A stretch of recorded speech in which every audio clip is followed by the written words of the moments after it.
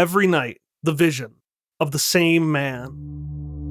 A man with glasses who just wants to explain, but instead, he suffers.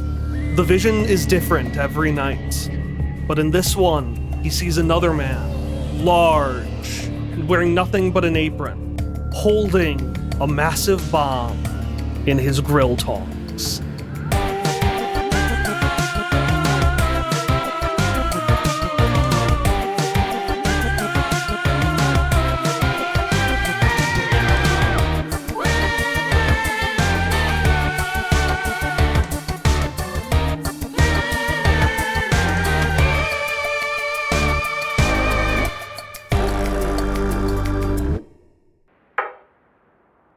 The massive, droning tick, tick, tick of the clock tower atop the Bureau of Intermortal Enforcement headquarters casts an eternal shadow over the otherwise shining city of Necropolis. A long arm that reaches over everything, making its presence and its continuous flow of time always known. And somewhere, far, far down, is a much smaller building with a much less impressive shadow. One that is actually basically cast away by the lights of the city. The crudely fashioned headquarters of Wraith Wrath, the temp agency slash nonprofit slash general meeting point of Wraiths. A type of dead that serve as the ambassador of holidays. And inside one of the tiny rooms of this tiny building, a tiny man with an impressively large hat and a gigantically terrible accent starts talking. Aye, mateys, I know you're coming in on your day off. Not happy about it. Not happy about it at all. You know me, your advisor, Arthur. The ambassador of Speak Like a Pirate Day, me mateys, doesn't like bringing you in. It doesn't adhere to the pirate code. But, when the Bureau wants something done, we do it their way, mateys. So, here I got the little articles, and on them, you're gonna sign and you're gonna tell me on the articles, but also out loud, please, who you are, what you doing here. Well, you don't know what you're doing here. I'll explain that once you tell me who you are. My character is going to put his glasses up and be like, well, my name is Charles Ferdinand Latrille, but I suppose you can just call me Charles if you would require. I am played by Ari Sheher of Quest Friends. I am Hidem. And I guess I have a question. What type of pirate are you? Are you part of the Buccaneering period? Are you part of the... And then he's just gonna keep I represent all the ages of pirates, although mostly the golden age, hence the parrot on my shoulder and the peg leg, and the fact that I'm wearing the Union Jack on my shirt and pants and me undergarments, though you can't see those, of course. And my good friend Charlie, my matey. What holiday do you represent? Under his breath, he'll be like, well, the Golden Age is divided between 3 different periods, so really you haven't really answered the question. Anyways, the holiday I represent, of course, I represent the Cinco de Mayo holiday, because... Cinco de Mayo, a great day for drinking and merriment and wearing the big sombreros with the maracas. He's gonna get, his glasses are going to, fade over, his pupils, and it's gonna be like, if a single person gets it wrong, it is not about that. It is not a party time. It is a battle that was won. It's obviously about sinking ships. Cinco de Mayo. Mayo is Spanish for ship. We've talked about this before. Charles, you ain't gonna gaslight me. Hi, it's me, the Easter Bunny. He, him, obviously, and I'm played by, what is this schmuck? Hold up. Giancarlo Herrera. He, him, or any, whatever. Indecisive. Yeah, and that's me. I would have taken you for a digital pirate, if I had to say. taking me or taking Charlie for a digital pirate? Both of you. I do sail the bay from time to time, if you know what I'm talking about, matey. Oh, I know what you're talking about. Oh, I was downloading my emulators. Don't tell them. Don't tell them. Even in the hereafter, they can find you. Don't tell them, but I got my emulator. You know what I'm talking about. Okay. The Nintendo Witch will come get you. No! Aye! The Nintendo Witch, fearsome across all the lands! Have you had a run-in with the Nintendo Witch? If so, you need to write it here on our sheet, my friend. No. I be a pirate and that make me a trusted man, so I believe you. Could you tell me about yourself, friend? Why? An account of, so we can go. April Fools! I already knew the answer. I just wanted to make you say it again because that's the kind of sad, silly joke that I represent. It's July. One that has no meaning or heart. But, The Easter Bunny puts, like, hands on knees and just, like, slumps over, like, here we go. Charles gonna roll his eyes. And I played by Emily, who definitely didn't just forget their own name for a second. April Fool? April Fools! And as they all laugh together, you notice on the floor a very small groundhog. He is graying around his face, and no one except the Easter Bunny can hear his inner monologue as he does his best to climb up onto the table to slather his little paw in ink and put it down. And the Easter Bunny, you just hear, "I'm Puxatawny Phil. He, him. Oh, I knew that, Phil. Played by Hannah Schooner, she, they. Phil, why are you introducing yourself to me? You know they can't understand you. I'm the last groundhog on Earth. Except I would be if it weren't for the Shadow Man. Phil, He follows it's just me. a shadow. It's He's just... always 2 steps behind. Phil, the only reason the And- shadow isn't here right now is because we're inside of a bigger shadow that's eating that shadow. It's just light. It's just light, Phil. He's 2 steps behind, and one day he's gonna get me. He's watching. He's always watching. Phil, did you take your anxiety medication? No, it's right here. I'll take it. Thank you. Okay, thank you. All right, you gotta take care of yourself. Yeah, I know. For the benefit of the listeners, the Easter Bunny is not a bunny. The Easter Bunny is a man in an Easter Bunny costume. Excellent. are you one with the costume?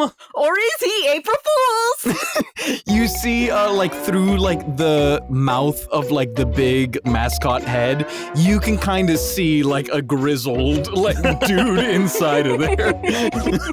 So, yeah, I don't think we should get into this, but I also want to get into this because I want to know what level of body horror we're dealing with. Like, how separate the man is from the suit. Like, is it just zip shut, or is there, like, parts of you attached to it, or... I think it's something darker. I'm not sure I even know. I think he died in the suit, and so there was some afterlife hijinks where the people in charge were like, obviously, he belongs in the suit. Yeah. Therefore, he will forever be in the suit. Yeah.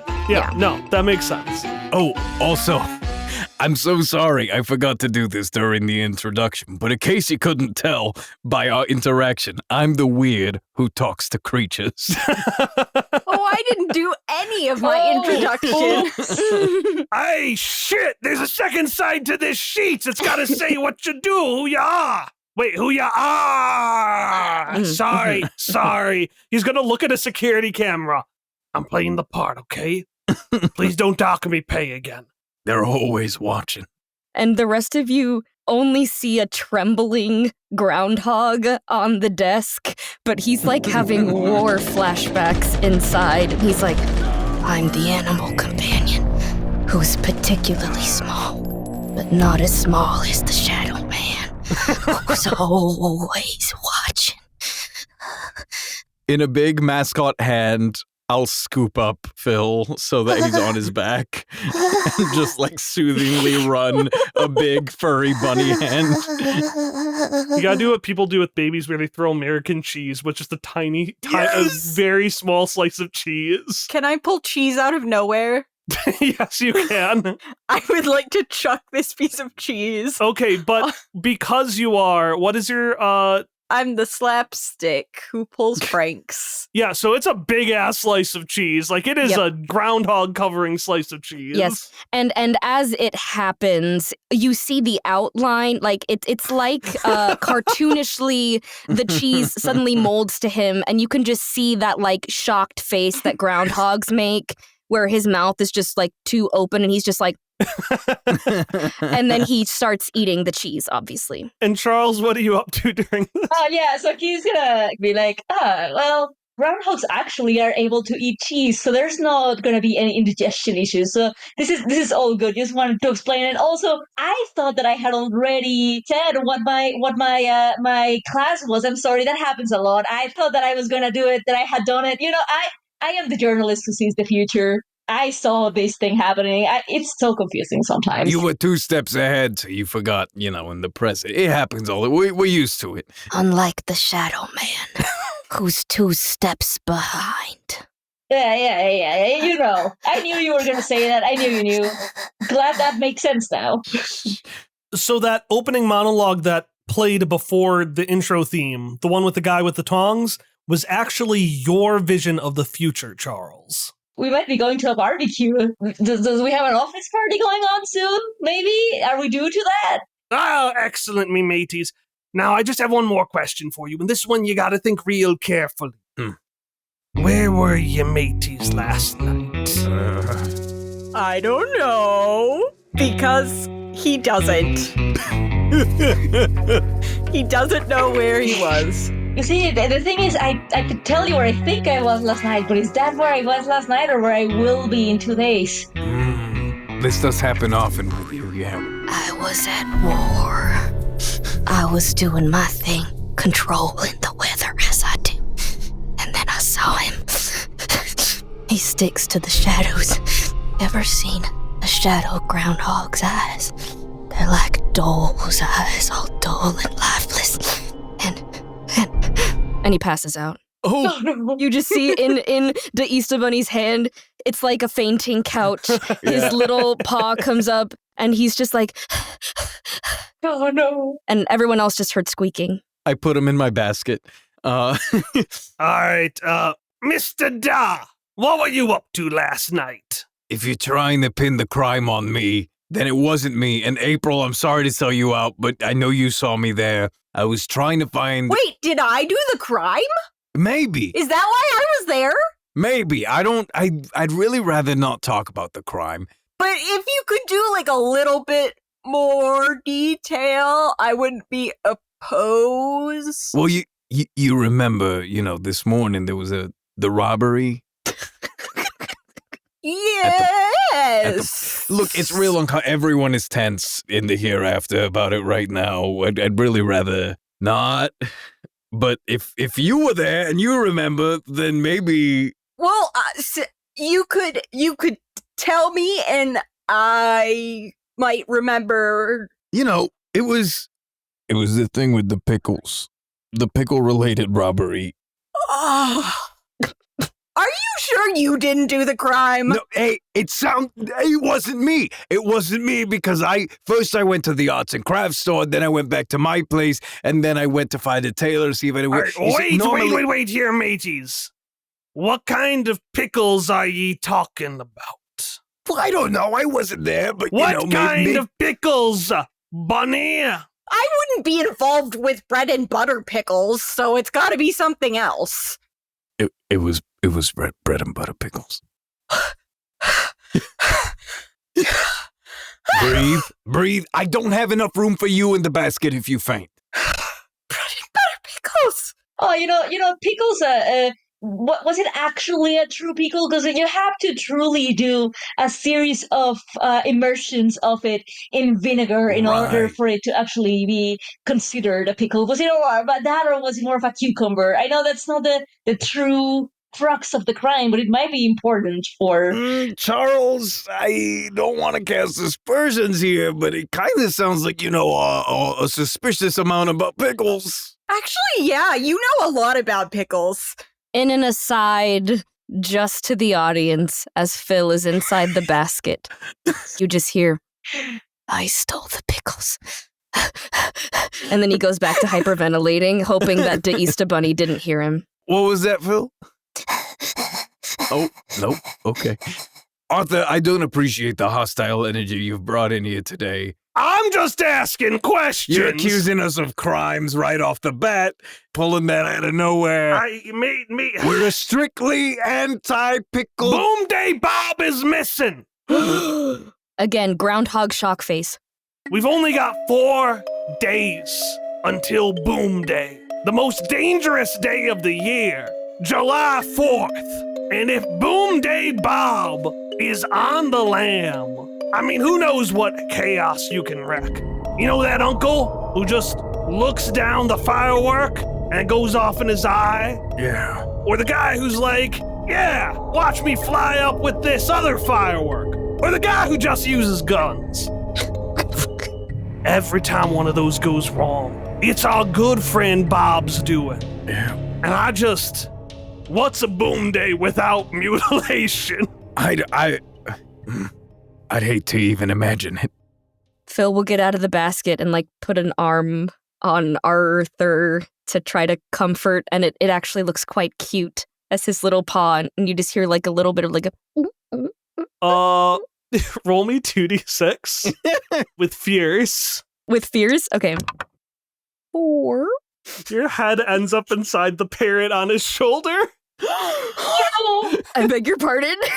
No! He had a parrot on his... Parrot's eating you! Sorry, it's not an actual parrot. It's a necromon. I don't have its name, but it's a parrot, but it has the gullet of a pelican. So it just opens up wide, and it just always trying to get... Okay, everyone else just hears panicked squeaking, and the Easter Bunny can hear, I always thought the Shadow Man would get me.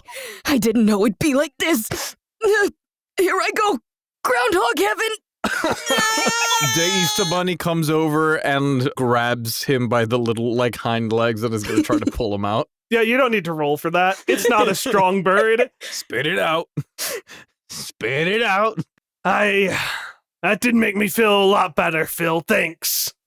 Listen, Arthur, we gotta find Boom Day Bob. He was the best man at my wedding. Of course, that wedding didn't work out, largely due to Boom Day Bob's activities, in the... Look, I'm glad we can still be friends. It's a little awkward seeing the ex when I go over to his house to play board games, but he still means a lot to me. I don't mean to put pressure on you, but he means a lot to the Bureau, too. That's why they had me bring you in today, and, well, if you don't get to Bob, the Bureau's gonna get to him first. And I don't know what they'll do. Groundhog shocked face. I suppose Boon Day at least is an actual Independence Day. I respect that. And because of that, I think it's good to follow this mission only for that principle. Because there's some days that aren't actually Independence Day, and yet they're celebrated that way. Charles, we can always count on you for obscure knowledge and to uphold personal liberties. Thank you. This guy is really proudly just put his glasses up. That's kind of my specialty with history and things like that. Thank you, Easter Bunny. I can always count on you to give some good praise to this history-loving man. I didn't remember there be a holiday. Well, actually. Punxsutawney Phil looks very serious, and again, everyone only hears squeaking, but he puts his little paws on his hips, and the Easter Bunny hears, yeah, you gotta find Bob. We gotta bring Boob Day, Bomb Day to fruition, and I'll make it rain. Literally, if we're lucky. But again, it's just squeaking. Anyways, I keep Easter Bunny, when I get to you, my voice moves like yours. So, pirate! Speak like a pirate! You see, I can get back to the pirate voice! Don't fire me, please! Anyways, he says, looking back from the cameras. You're fired! April Fools! Was it funny? The grocery store is a good place to start, Arthur says, starting to tear up. Oh.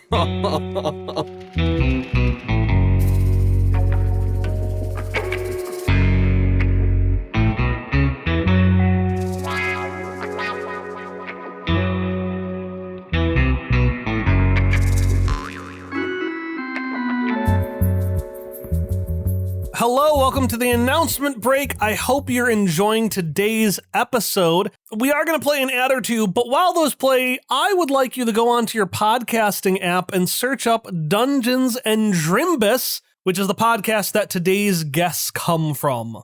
Dungeons and Drimbus is a story-focused actual play comedy podcast that jumps from genre to genre each season. For example, they have done John Wick, but it's Gordon Ramsay. They have done Just Phoenix Wright, or they have done the current arc, City of Jerry, an Osmosis Jones-inspired campaign.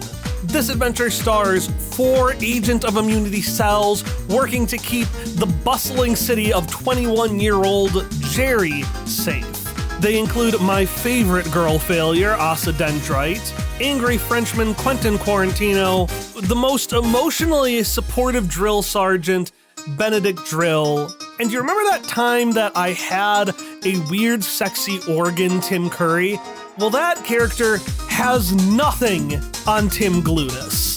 Timothy, how do you feel about getting your ass eaten? No fucking way, dude. That costs extra. No fucking way. What if it's for the good of Jerry? I mean, baby, for the good of Jerry, I'll do just about anything. Okay, so that I don't have to deal with her, I will yank the microphone cord so that Mono comes flying, and then so that she can't blow kisses, I will just shove her face into your shaking glutes.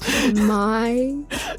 City of Jerry is a standalone adventure in the Drimbus universe with full immersive sound design, big action scenes, and even bigger personalities. I have been devouring each episode as it's come out, so I would love to have more people to talk with the show about and to share my fan art with. So if you've enjoyed the shenanigans of our guests this episode, check out Dungeons and Drimbus wherever you get your podcasts. And you can do it while these ads play. All right, that's all I've got for you. Let's get back to today's episode. So you are going to go into Fall Mart. The logo looks like Walmart's logo, but in the center, there's an angel falling down, reaching up. Honestly, the second grocery store we've introduced, and the second one that's demon-themed. Don't know what I mean by that, but yeah. Watch your step. There are hellholes in every aisle. And when you walk in, who's the first of you to walk into the store? I think it's gonna be Charles. I think he's ready to explore the... Charles, you immediately get poked in the ass with a giant red spear, because instead of Walmart greeters, they have Fall Mart greeters, who are just imps holding little spears that just stab you as you're welcoming.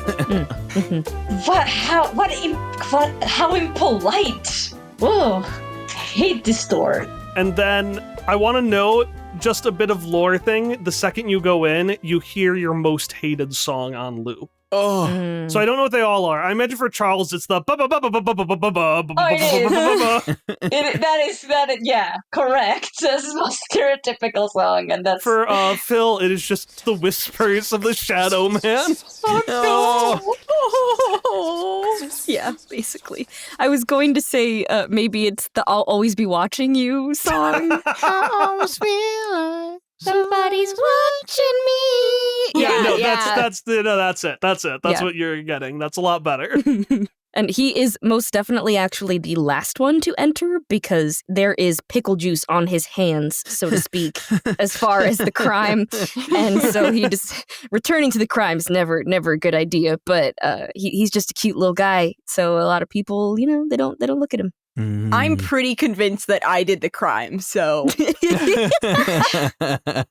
I'm walking in like I'm not afraid, but I am walking in assuming that I'm going to have to justify myself and figure out a way to make it look like I didn't do this crime. Easter Bunny walks in loud and proud. He knows he didn't steal any pickles. And as he gets his customary stabbing, it goes clean through him. And then, like, he holds, like, the skin of the costume. And, like, you see it didn't puncture the flesh inside. It just went through the costume. But as the spear, like, retracts, you see, like, the costume seals back up, keeping him trapped inside. Oh my god. Unending nightmare. Horrifying. He goes so close. And then what song do we hear? We hear Baby Shark because this dude was clearly like hired for like an Easter event for kids. For like children's parties. That's how he died. Yeah, those were the last things he heard as he Baby Shark. That's why he got stuck in the suit. Was on the... Yep. Phil will try to avoid the Falmart greeters if possible, hiding. I'm going to say you're small enough you can do that. I'm going to let that happen. Yeah, he's going to, like, attach himself to the Easter Bunny's leg so that as the Easter Bunny walks, Phil is just, like, being dragged on one leg, and he positions himself to be out of sight by the Falmart greeters. So you've gotten past the greeters. Every aisle is 6, because of course it is. Mm-hmm. And you were sent here. This was your first clue, essentially. Apparently, pickles weren't the only thing stolen here. There was a pickle heist, but buns, American cheese.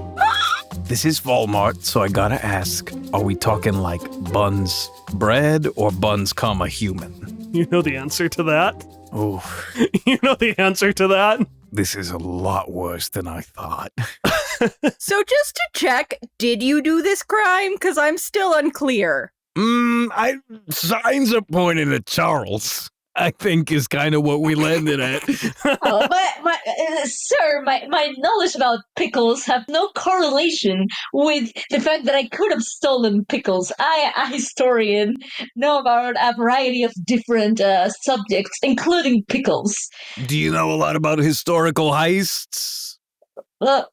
Perhaps you are the one that's trying to I know that the culprits... I can't eat. Why would I want the pickles? Mm-hmm. None of us can eat, but some of us still do. Solid arguments from both of you. Also, it has to be someone with bad taste. True. Very true. Bread and butter pickles. Phil's super big little, like, groundhog eyes suddenly take on a sad hue, but he says nothing as he just does the, like, little groundhog where they wring their little paws a little bit. Yeah, like, who eats bread and butter pickles? Now, if you're just eating bread and butter, good taste. Yeah. Bread and butter pickles. It's one too many. One word. Still fine. I mean, It's not my fault bread and butter pickles are on the bottom shelf and I can't climb. what was that, Phil? Nothing. Phil, speak your mind. You know, you're one of the greatest investigative minds we got. Predicting weather just at random. I mean, maybe you can just predict who stole the pickles. Do you know anything, Phil? Maybe this guy that stole the pickles, maybe he wasn't so tall, and so the bread and butter pickles a bottom shelf item, maybe that's all he could grab, that's all. Phil, we're not even in the pickle aisle yet. How do you know the bread and butter pickles are on the bottom shelf? It's a hypotenuse. Oh, right. I say this with a lot of love.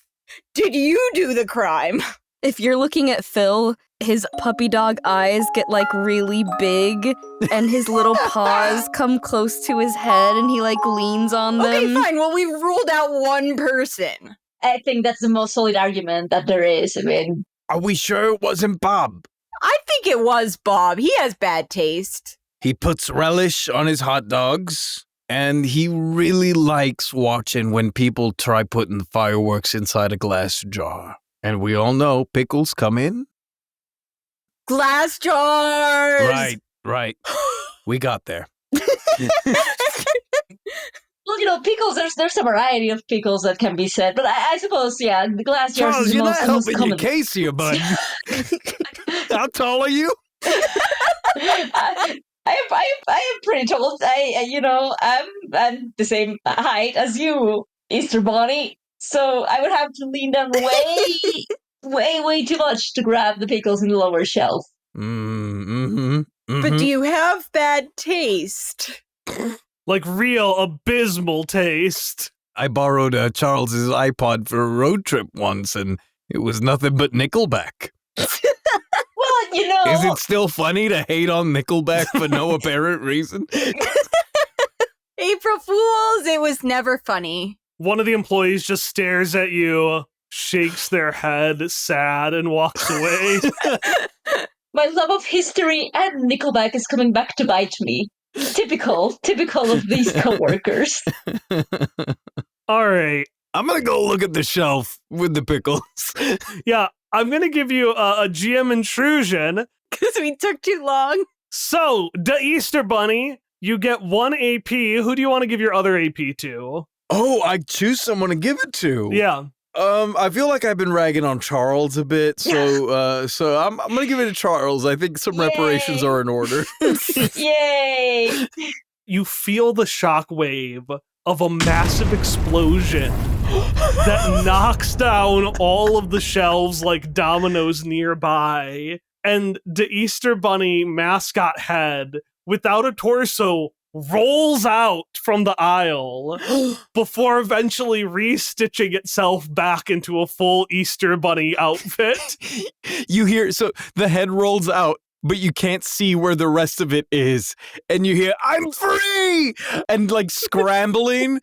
And then you see like when a video game polygon glitches and stretch way too far, like threads shoot out of the Easter Bunny head, and you hear them readjust. You go, "No! No!" And then it gets muffled again. That's horrifying. When it was just the Easter Bunny's head, Phil like grabbed his head and like looked horrified. And for the record, audience, Phil has a book stat of -3. And it's possible that he doesn't realize that the Easter Bunny will stitch back together. And he starts like saluting him, one hand to his temple. And he's just like, I always thought the Shadow Man would get you too, but I didn't know. I like to imagine Phil is still holding on or gets like snagged by the head as it flies off. Yeah, so just this groundhog off screen. Well, saluting. Phil, as he gets thrown, suddenly there is a bright light from the top of the aisle, and he turns around and he sees the Shadow Man. And the Easter Bunny, as you get stitched back together, you hear Phil say, I'm gonna protect you. Don't look. And he starts trying to like fight his shadow to protect the Easter Bunny as he like cries to himself. He's like, He's punching the ground with his little hand. Yeah. Oh no! Meanwhile, you see like the big fake mascot fingers, like in horror, dragging along the head as you hear just a muffled, I don't even remember who I was before the mask anymore. April Fools! As he says this, he grabs each of them and sets them upright as they go through their trauma. April Fools, buddies! And the April Fool, like, he picks Phil up and suddenly he can't see his shadow anymore. And he looks so relieved and he just goes, Phil 1, Shadow Man 9256. Like, well, that's one of the most horrifying things I've seen in my life. That's okay. Shouldn't you have seen this coming? I wish I had seen this coming. Was too horrifying for that. Anyways, it's fine. I'll hopefully forget this. You know, this is okay. Could we investigate? Yeah, you don't really have to see much. When you get there, you see that some of the things set off by the explosions are still sparking. You know, little ground fireworks. But you know how if you move a sparkler really fast, it leaves behind like a little trail of like...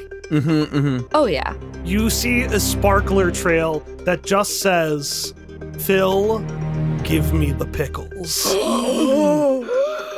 Phil, like, clutches his chest. Actually, Phil can't read. Who are we kidding?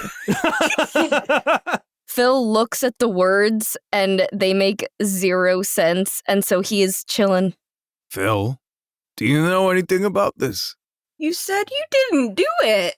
Phil, give me the pickles. Did you April Fool me? And it is at this time that cartoonishly the jar of pickles just falls out of him somehow, like it was in his tiny adventure backpack. And then you see shocked groundhog face, and Phil to the Easter Bunny is like, how did that get there? The Shadow Man. The Shadow Man. I was going to say, we see the shadow of the pickle jar first, and then the pickle jar. Yeah, that's right. You see the shadow of the pickle jar, and cartoonishly, Phil's shadow is holding the pickle jar. What? Like it looks like. And so he points and he goes, the Shadow Man, the Shadow Man. And he's going to use his puppy dog eyes to try to convince everybody that it was the Shadow Man. God. Oh. What does puppy dog eyes do? Once per adventure, you can automatically get a full success on the convince somebody move without rolling. Ooh. Are you kidding me, bro?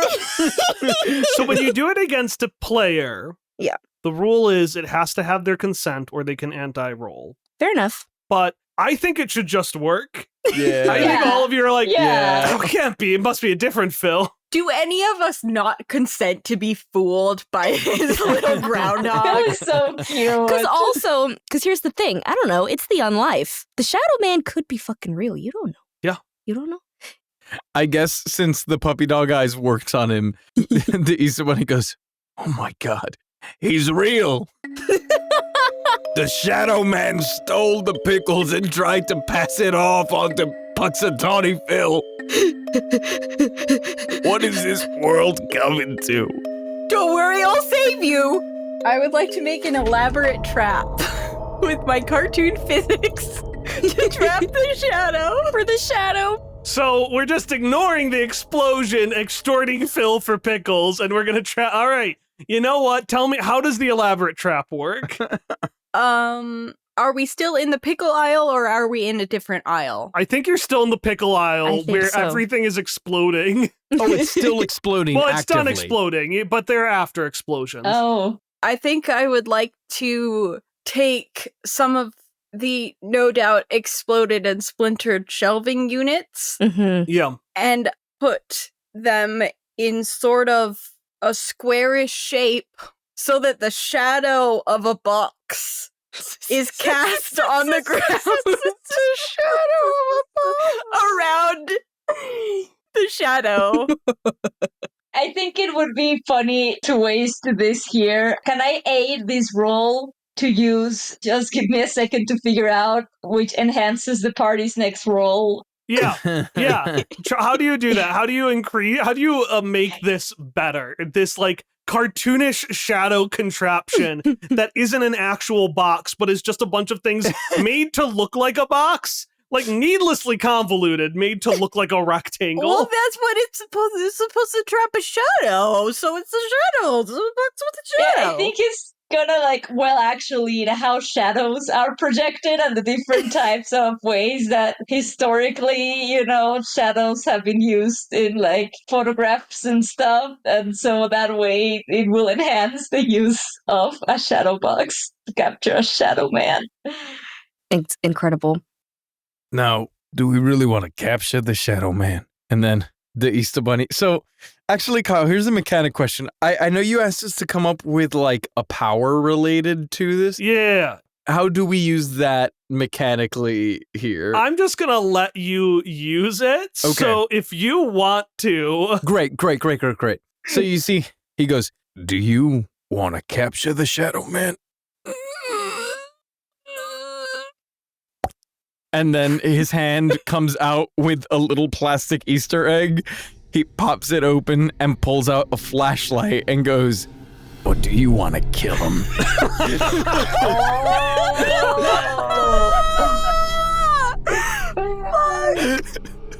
Phil has never considered the option of defeating the Shadow Man before. And you see anyone who knows the emotional depth that this groundhog harbors calculations flash through his mind, but they don't make any sense because he's not smart. So it's like bread plus butter equals pickle plus flashlight equals Shadow Man dead. And he's just having a moment. And I think for the sake of the comedy, I think the Shadow Man is real. And I think that this elaborate trap, like, you notice at this time as Phil starts pacing that his shadow is not pacing. As he starts just like mumbling to himself, his little groundhog paws, he's like, The Shadow Man. Could he really be dead? Would I be free? Would I be free? and his shadow is not pacing. Nope.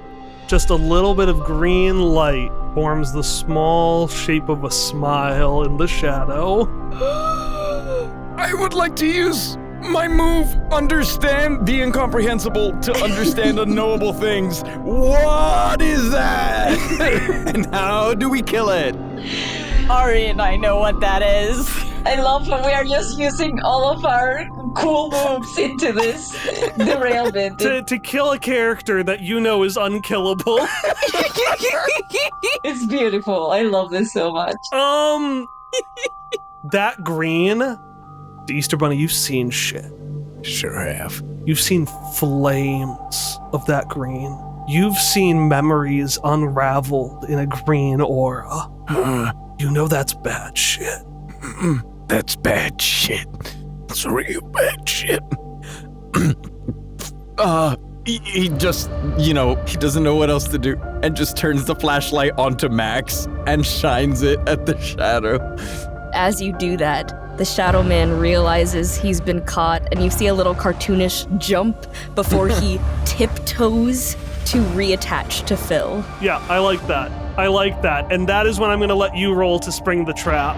Perfect. And you get to roll with advantage, Emily, because of their attempt to kill the Shadow Man. All right. And that is a books thing, so you're going to do a -2 as well. -2? Yeah, because the Shadow Man might have a character sheet. Oh, I thought he didn't exist. They didn't believe me, but I known from the beginning. I wish we could share video because Hannah bracing themselves against the walls of the booth.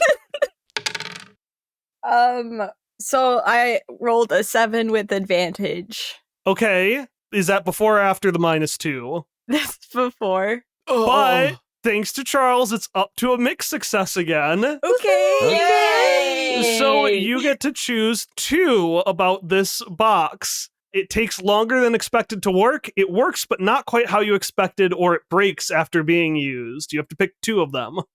I want it to work not quite how we expected. And then one of mine is you get caught in the trap with your target. Oh my god. Oh! And I just think that would be really funny. We're really derailing this. You go in, it's sneaking back. A tendril goes to attach itself to Phil, and then snap! It's cut off as the box slams onto the ground. April? You good? April April Fool? Fools! Oh! April Fools! April Fools! I did not think that was gonna go badly. I thought it was gonna be. Who's laughing with me? What a wonderful jest! Oh! The box opens and the April Fool falls out. I will say, a much more fun host than a groundhog. And you notice that tethered instead to the April Fool is a shadow that stretches out, casts against the wall. Massive, giant dangling wings, pale green eyes, and a massive pale green mouth and fingers that twiddle together. That was when you say April Fools! It's not real! It's not real! It's April Fools! Well, I'm afraid, dear friend, it is very real. Also, Phil, the count is a little closer to 9,987. But I will forgive it, you did actually have 2 wins over me. If you forget the incident with the lawnmower, I consider that a win for you. Oh, yeah. Oh, yeah. Yeah.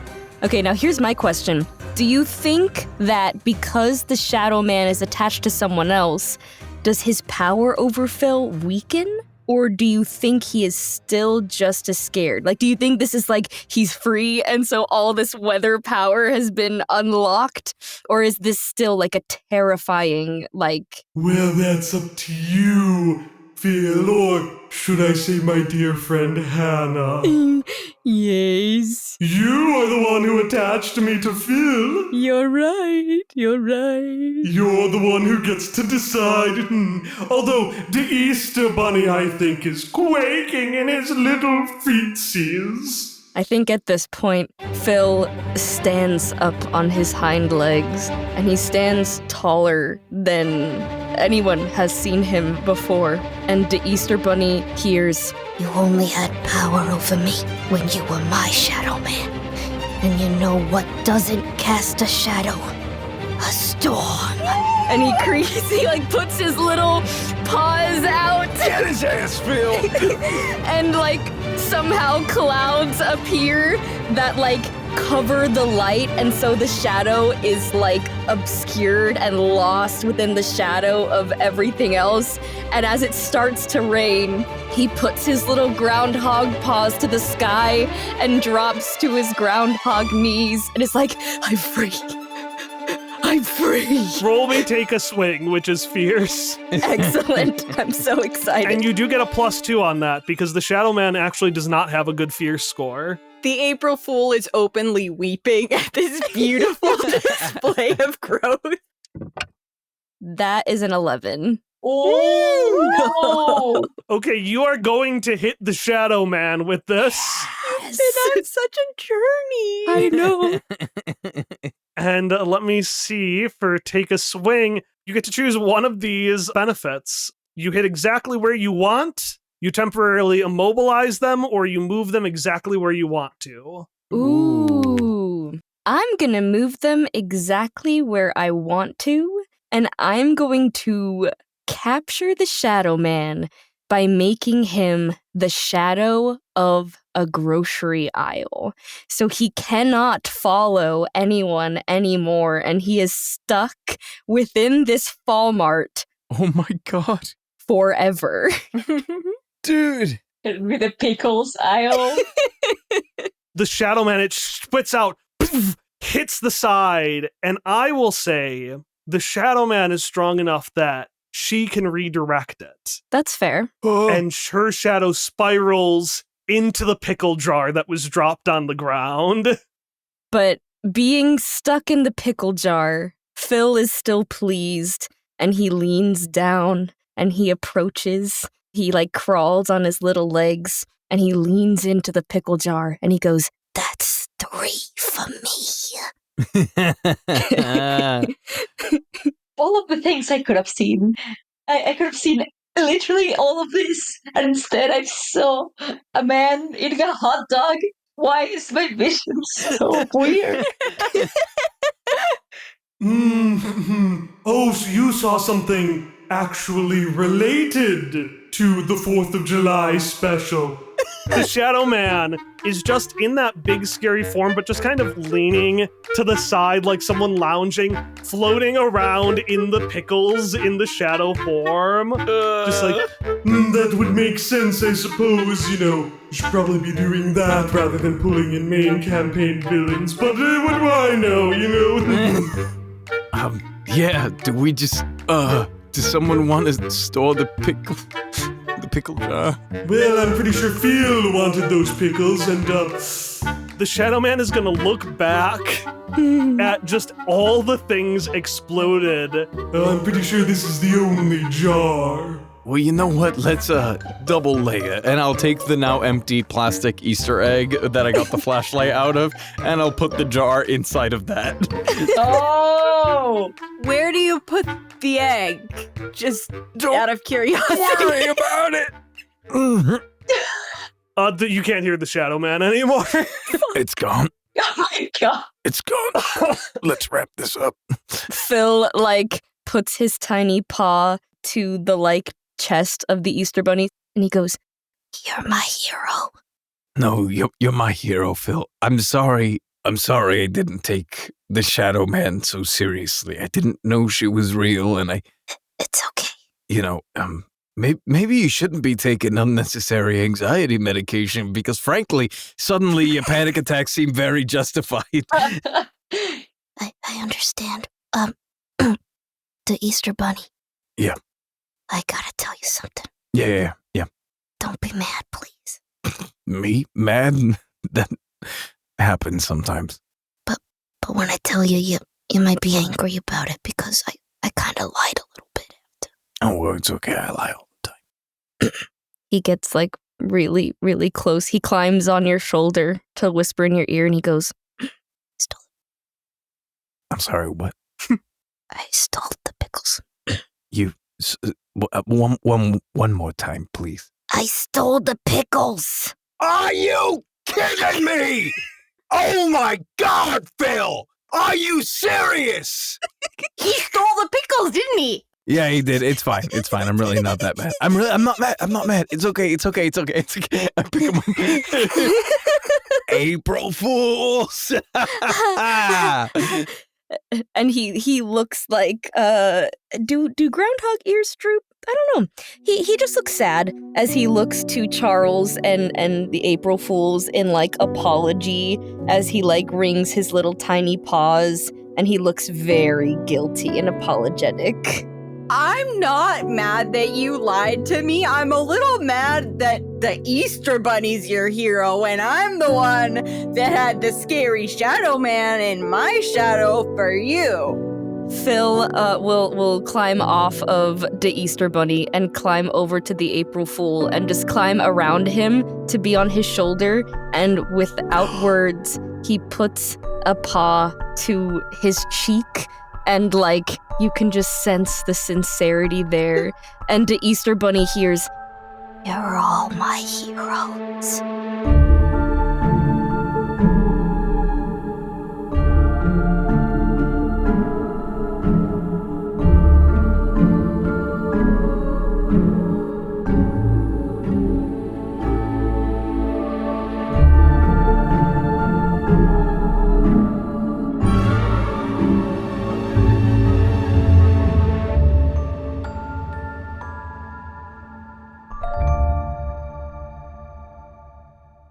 and at this new vantage point, Phil looks around and can see much more of the grocery store to investigate.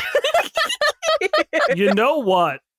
Actually, I think I'm going to end the episode on You're All My Heroes.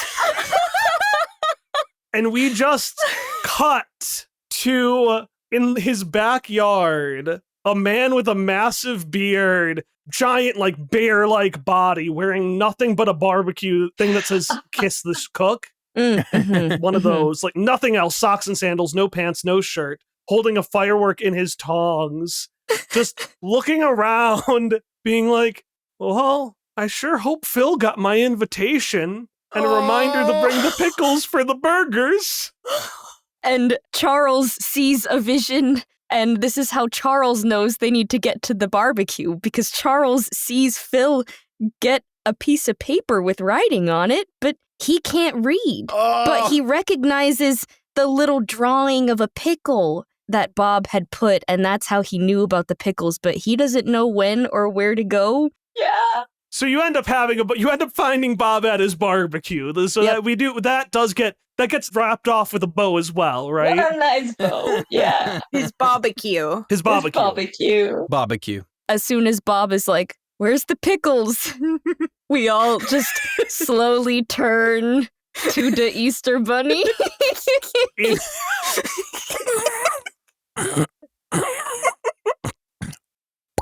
There you go. Be careful opening that. There's something extra inside you don't want to let out. The Shadow Man. I just want to clarify, I don't want pickles on mine. Happy Boom Day.